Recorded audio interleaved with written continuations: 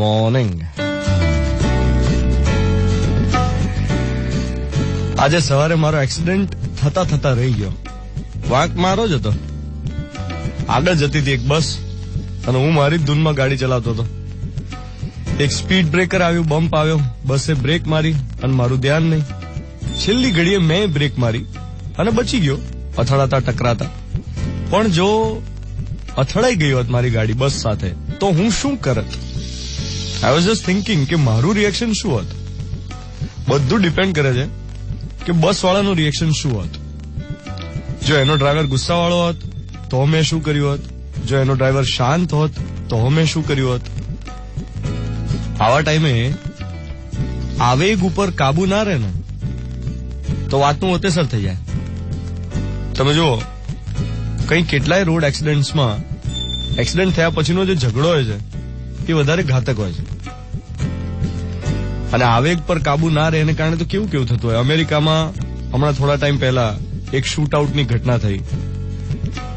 Even ત્યાં domestic violence પણ ખૂબ છે. એનું કારણ શું? આવેગના કારણે, ઉશ્કેરાટના કારણે માણસ ઘણું બધું ગુમાવતો હોય છે. મિત્રો ગુમાવે, સ્વજનો ગુમાવે, સંબંધો ગુમાવે. કેમ? કારણ કે ઉશ્કેરાટમાં એને ખબર જ નથી એ શું કરે છે. જયારે ગુસ્સો આવે ને ત્યારે સામેવાળાનો બધો ભૂતકાળ ભૂલી જતો હોય છે.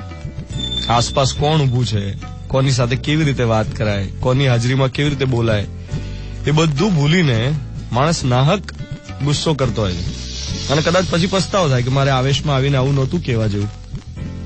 તમે જો ઓફિસમાં માર્ચ મહિનો ચાલે છે હવે તો કેટલાય બોસીસ ફ્રસ્ટ્રેટેડ જોવા મળશે. કેમ? કારણ કે એમના બોસનું પ્રેશર હોય, ઉપરથી પ્રેશર આવ્યું હોય એટલે ઉપરથી ફ્રસ્ટ્રેશન છે નીચે સુધી પહોંચે. બધા એક આવેગમાં, આવેશમાં, ઉશ્કેરાટમાં જોવા મળે. કેમ? ટાર્ગેટ પૂરા કરવાના છે, સ્ટ્રેસ છે એટલે ફ્રસ્ટ્રેશન પાસ ઓન કરે બધા એકબીજા ઉપર. બાપરે બાપ. અને ઘણા તો એવા હોય કે પછી પોતાની જાત માટે એને સ્વીકારી લીધું હોય કે હું આવો જ છું, કે હું આવી જ છું. હા ભાઈ, મન તો ગુસ્સો આવે ને ત્યારે હું આવું બોલી નાખું. અરે એવું થોડી ચાલે. પણ ઘણા તો એ ડિફેન્સ મિકેનિઝમ તરીકે યુઝ કરે. ભાઈ હું તો આવો જ છું, તારાથી થાય કરી લે. આ તારાથી થાય કરી લેની જગ્યાએ મારાથી થાય કરી શકીશ. હું પ્રયત્ન કરીશ આવેગને રોકવાનો, ઉશ્કેરાટને રોકવાનો. જો એટલી સમજણ કેળવાઈ જાય તો કઈ કેટલાય સંબંધો બચી જાય, કઈ કેટલું ટેન્શન ઘટી જાય અને કઈ કેટલોય આવેગ, આવેશ શમી જાય.